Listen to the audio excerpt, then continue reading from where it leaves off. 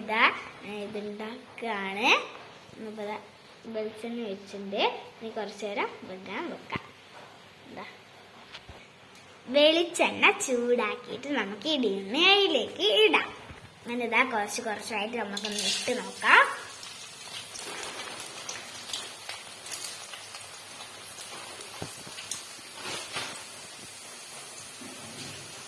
ഇതാ നമുക്ക് സ്പൂണോട് ഇളക്കി കൊടുക്കാം. അപ്പോൾ ഇത് മുരിഞ്ഞ് വരും.